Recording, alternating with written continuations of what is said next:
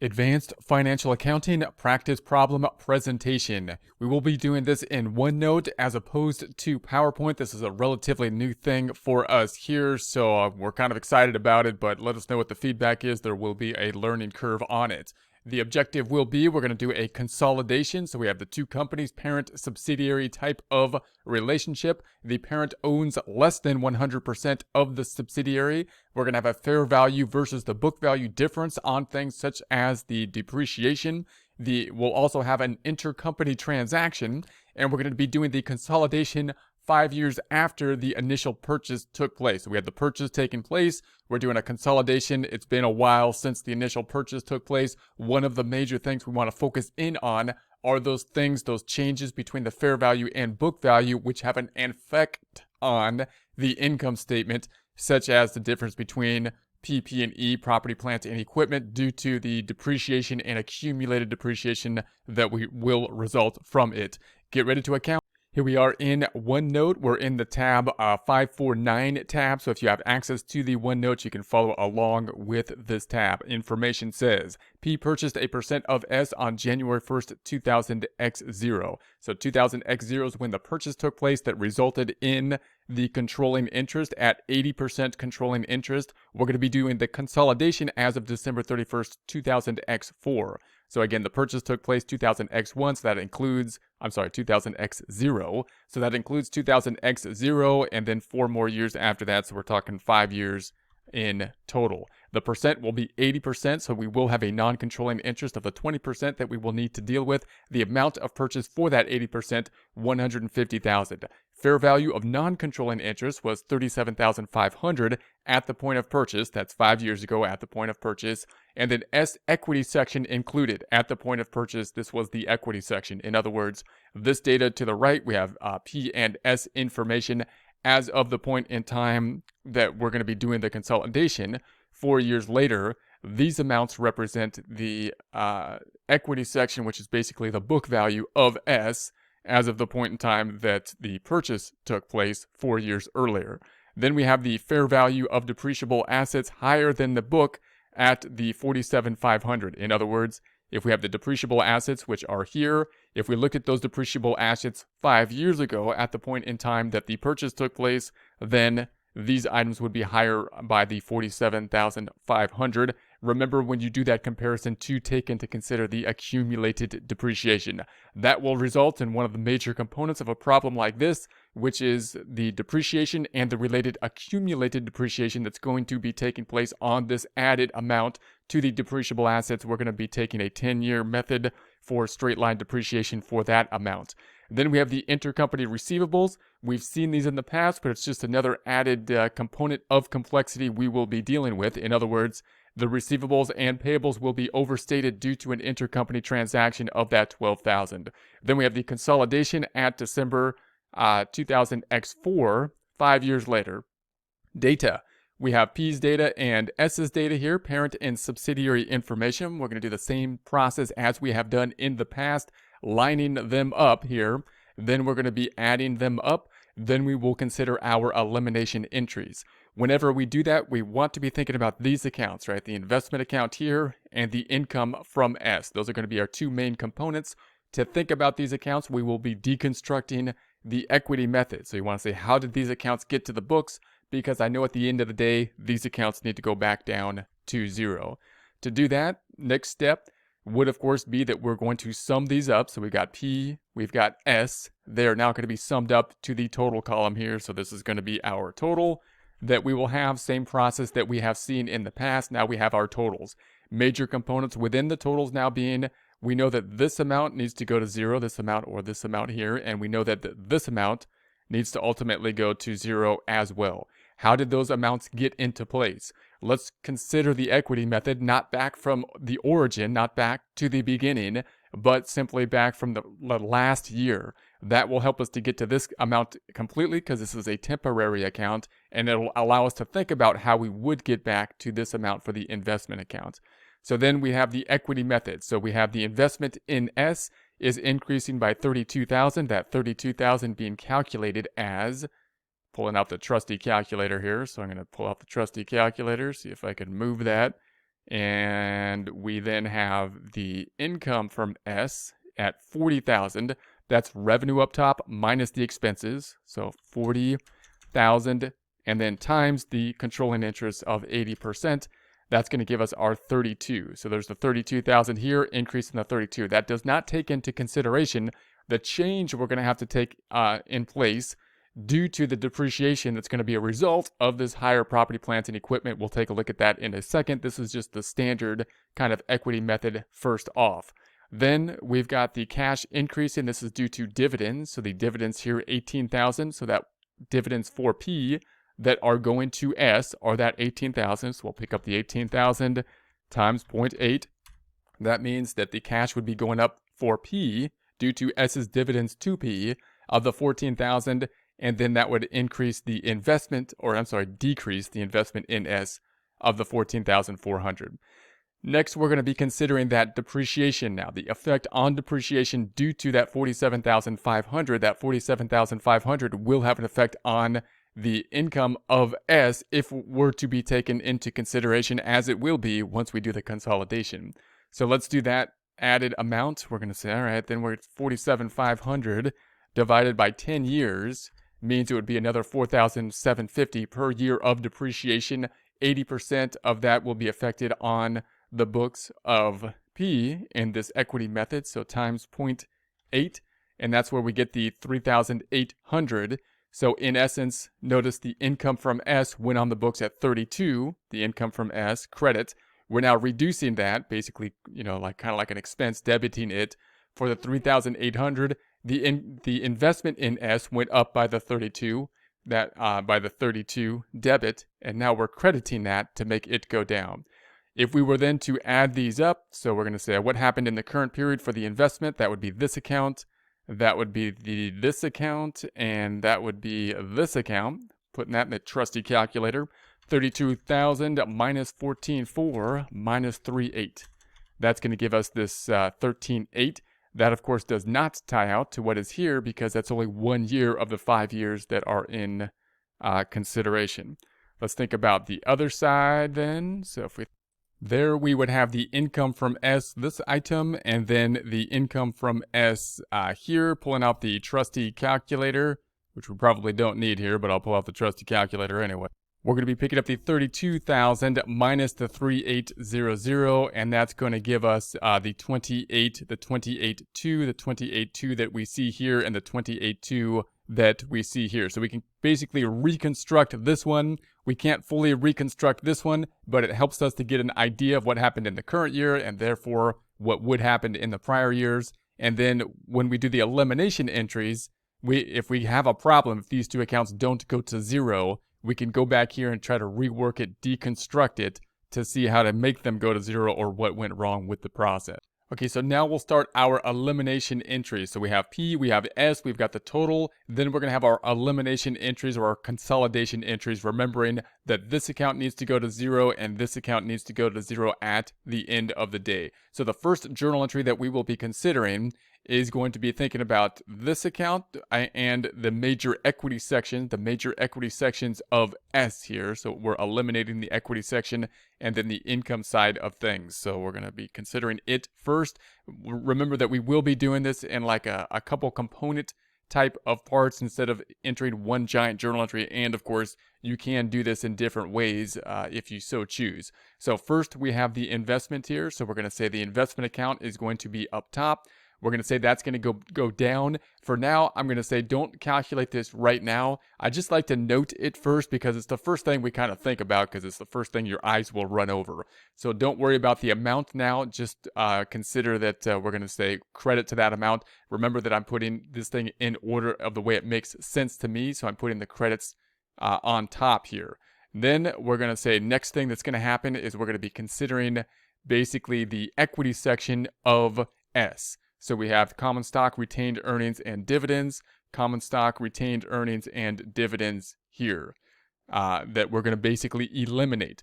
So this is a credit balance for the 95,000. So we're going to do the opposite thing to it and debit it. When we record that then, this is P's balance. This is S's balance. There's the total. Then we're going to remove, in essence, S's balance, and that brings us basically back to P's balance. So then we're going to do that same process. We're going to do the same process for retained earnings. Here's P's, here's S, here's the total. Then we're going to be removing basically S, bringing us back to P.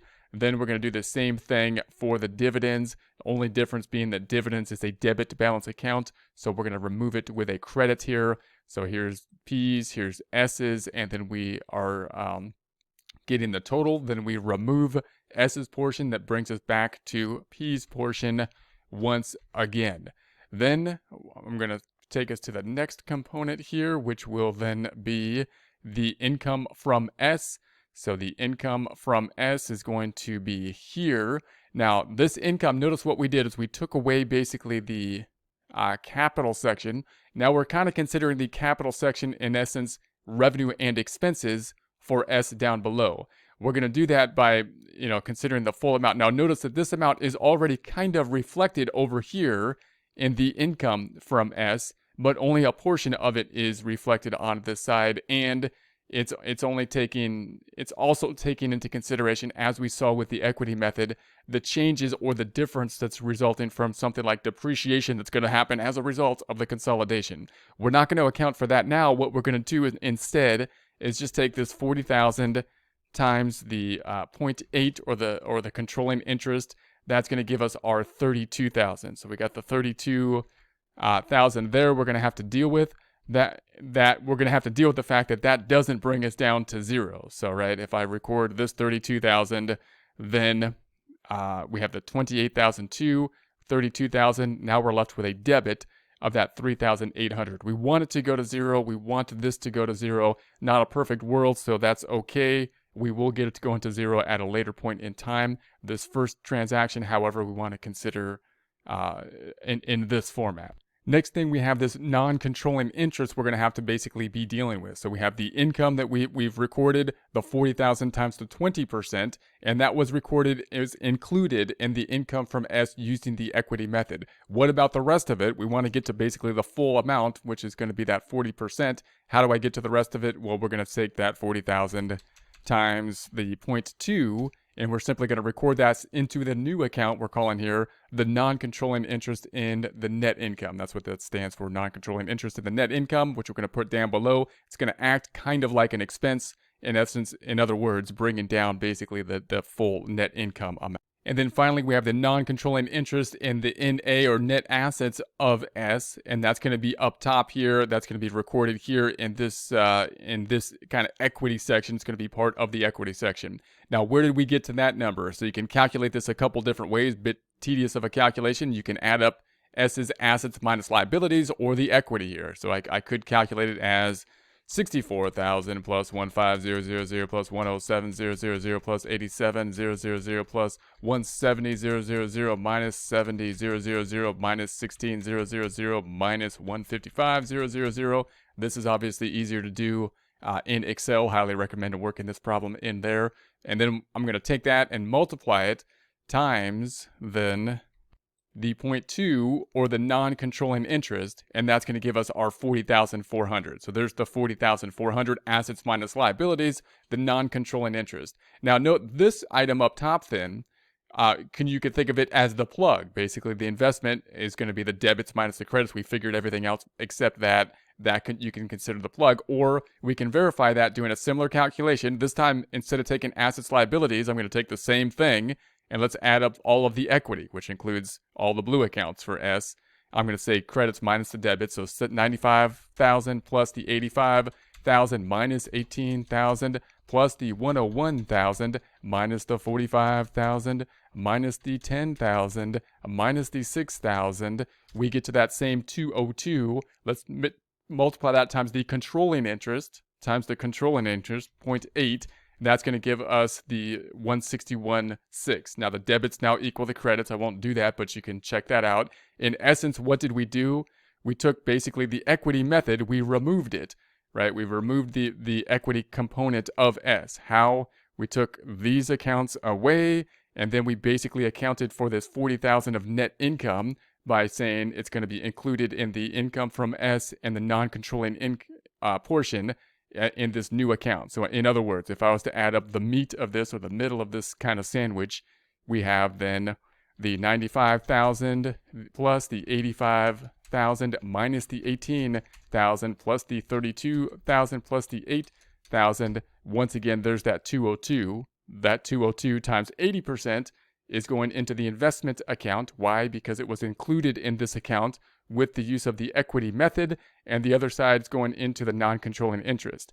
Now, why didn't this investment account go to zero if that were the case?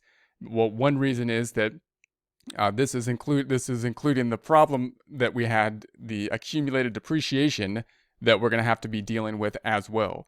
So we're going to be including the accumulated depreciation and the depreciation expense, which is going to throw this off. This is kind of before, or assuming before we take that into consideration, then we'll take a look at that in future. Now, this is probably a good time to go back up top and consider now the calculation to see if there is any goodwill that's going to be involved in this calculation. So I'm going to scroll back up to the item up top. I'm going to put this on the side here where we're going to recalculate basically the book value. So we have the book and see if there's goodwill or goodwill type of calculation.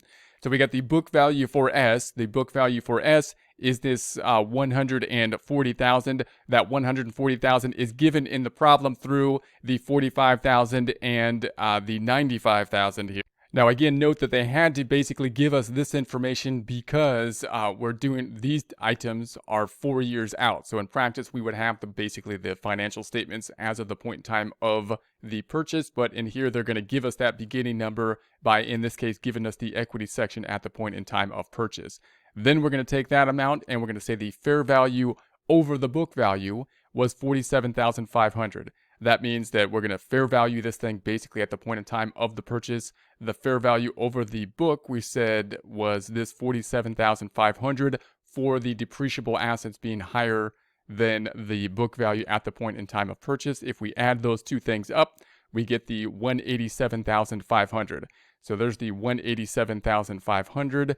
We're going to then compare that to the non-controlling interest. Now, you might say I should take that and multiply times 80%, but if a problem gives you the fair value of the non-controlling interest, then that's what we're going to be taking. That's what we have here, the 37,500. So if this is total, this is the non-controlling interest, then the controlling interest would be the 150,000.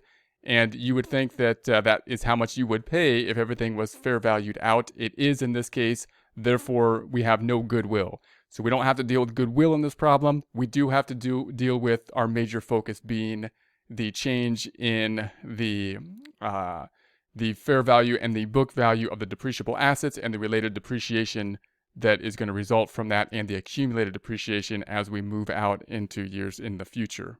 Okay, next journal entry we're going to be dealing with is the fact that the depreciable assets were higher by the 47,500. So we basically recorded this first journal entry as if there wasn't any change, and now we're going to be dealing with those changes in the fair value. So first we're going to say that the building and the machinery is going to be going up for that 47,500. So if we're going to go into the building and the machinery, we will then increase that amount. So we've increased that to get up to the fair value, not as of now, not as of 5 years later, but as of the point in time that the purchase took place. So we basically fair valued it kind of like a purchase took place as of that point in time.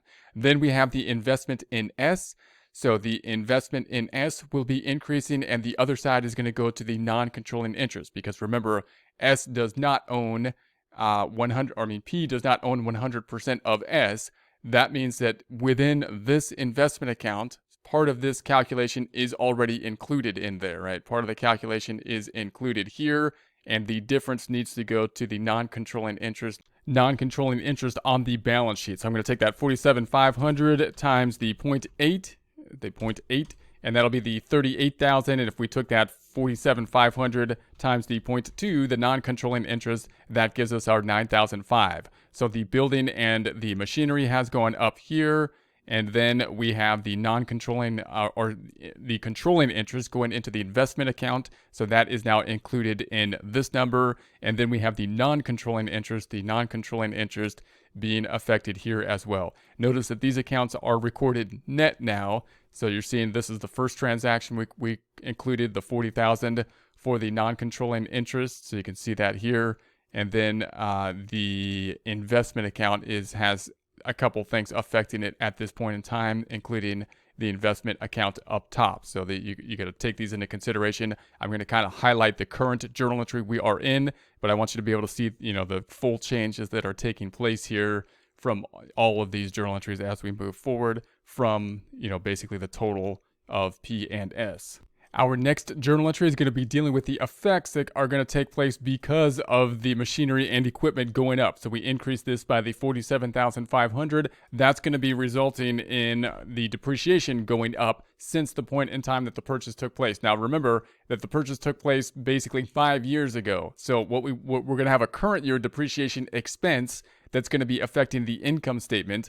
But we're also going to have the accumulated depreciation, which affected the income statement in the past and has rolled into the equity section. So let's first think about that. I'm going to break that out. I'm going to say, okay, let's first think about the 4 years that aren't going to affect the income statement, that affected the prior years and rolled in to the equity section. So to do that, we're going to say, okay, we got our 47,500. Let's pull out the trusty calculator here. I'm going to pull out the trusty calculator and say, all right, we've got 47,500 divided by 10 years, we said, that we're going to depreciate this over. That's 4,500. We're going to say 4 years have happened, not including the current year, because I'm going to do that separate with our normal kind of entry that we would think of, debit, depreciation, expense, credit accumulated for that transaction, times the time, or let's say divided by 10 years. Let's do that one more time. We got the 47,500 divided by 10 years. That's going to be the 4,750 times 4 years.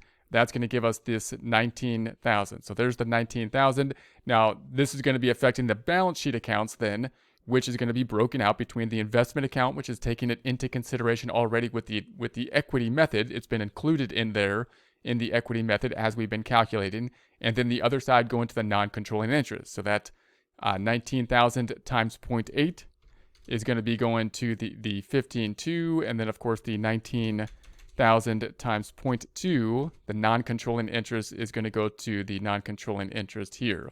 So if we then record that out, we're going to say, all right, the accumulated depreciation is going to be increasing for this amount for the 4 years before the current year, and then we're going to have the amount going into the investment. So we are recorded that here. We're still not at zero yet. And notice we're taking into consideration this account was affected here, and then we had the investment affected here and then there, so you can see everything that is included in that number. And then we have the non-controlling interest here, and then in prior journal entries, we had an effect on the non-controlling interest as well. So once again, the non-controlling interest is here.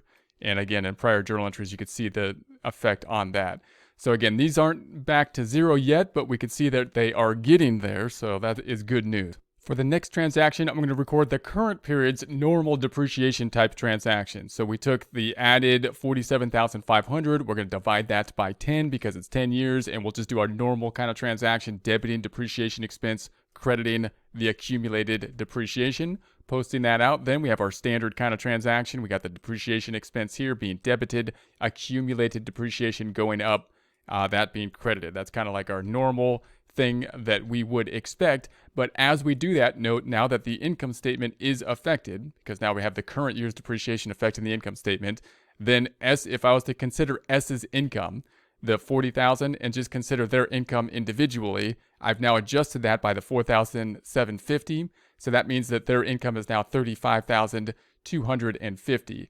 So if I was to then take, 80% for P and 20% of that for S, this would be the non-controlling interest. So at the end of the day, it might be a useful little calculation to consider this check figure right here, this 8,000, you would think needs to be reduced down to the 7,050 after taking into consideration this adjustment basically to S's net income. Now that we've adjusted something to the income statement, we have to see what the effect is on basically the original journal entry. Note that the original journal entry we basically did up top, this elimination entry, was as if there's no change that was going to be taking place there. So now we have a change to the income statement. So now we're going to have to take the effect of that. So first we'll take a look at the effect in the investment account and the income from S account. So, and that should take care and eliminate our investment transaction here, and make that go to 0 and this go to 0. As you can see, it does. So what we want to do then is say, all right, now the depreciation was 4750. I'm going to multiply that times the controlling interest 0.8, and then make our adjustment to the investment in S, debiting the investment in S and crediting the income for that 3,800. And that, of course, as you could recall up here, that's what we had left. That's how you get to that 3,800 that we will basically be netting out then. So the investment in S being debited, making this account go down to 0. So that's a happy day. That's what we wanted to happen. So we're going to say, all right, this side makes the income from S go down to 0 as well. And once again, that's what we were hoping to happen. Now, if you leave it here, you might say, hey, we're about done right there. But note, you also have the effect on the non-controlling interest, which you may not really pick up unless you do this calculation down below. You're going to say, all right, I changed the S's income 40,000, and now it's down to the 35,250. 20% of that is 7,050. So now we're left with, it's 8,000 up here. You would think that would be 7,050. I got to make that 7,050, you would think, which would be, the 20% of the 4,750. And the other side is going to be going to the non-controlling interest up top up here. That's what we'll do next time. So here we have that transaction. And again, if you take up the trustee calculator, we're just going to say, all right, trustee calculator, and pull this out. We're going to say that's going to be the 4750 times the 0.2 for the non-controlling interest. That's the 950, which is, of course, what we need to make this back in balance. You recall it was 8,000 before. Now it's 7,050. So the 8,000 minus the 7,050 is the 9,500. So then if we record this out, we're going to say, all right, the non-controlling interest is going to be a debit up top. So we have it included here. And then the non-controlling interest in the net income down below is included here, which makes this number to that 7,050.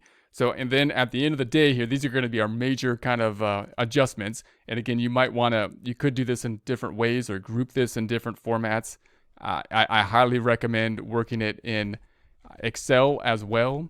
But once you're done, you're going to want to then say, okay, I would have the check figures. Is this going to 0? That goes to 0. That makes sense. That goes to 0. That makes sense. If those don't go to 0, then you want to deconstruct it by going back to the equity method and kind of figure out, the difference on that and the consolidation entries. And then you want to check this number. We could check this number by verifying the change to S's income statement that was affected, in this case, depreciation affecting it for the current year. And that'll give us our number down below that we can take the non-controlling interest, which is 20% of, and basically check that number. Obviously, we have the change to the machinery and equipment. We can also check these numbers here by saying, hey, look, we had to basically remove S's portion. So these numbers then are reflecting, in essence, P's portion after we removed S's portion. Those are some of the checks that you can take into consideration. Now let's take a look at the last transaction, which was an intercompany transaction, which is something we can kind of keep separate, right? So I would think about that, just an added thing that we'll have to do. Oftentimes when you do a consolidation entries like this, just like adjusting entries, overwhelming amount of things to do. The thing is, what's important, which do I need to do first, later, and last, and which things are connected that I got to basically put together as we go through this. So here's going to be our last entry where we said there was an intercompany transaction. The data say that was for 12,000. So that means that we're going to say, like in company P here, let's say if we looked into the receivables books, if we looked into the subledger, that they have a receivable from S of the 12,000. And if we were to look into the accounts payable for S, they have a payable to the vendor of P for the 12,000, resulting in, when we total these up, an overstatement of the receivables and the payables, which we then need to eliminate. And so we'll just basically reverse that entry. That means the payables are overstated, so we need to remove them. This is a credit balance account, so we're going to debit it to make it go to 0. The receivables are overstated. They're a debit balance account, so we will credit them to make them go to 0. So the accounts payable then being decreased, and then the accounts receivable up top being decreased to our ending balance numbers over here. Again, that's something that you can kind of think of separately. There could be a lot of transactions that are intercompany type of transactions that you would want to think about, what's going to be the effect on one account versus the other. And again, you kind of want to break those things out and think of, again, what kind of things do I have to do for the consolidation entries, and then what kind of things need to be grouped together. How are things related with regards to the intercompany transactions, and then reverse those things appropriately as you go.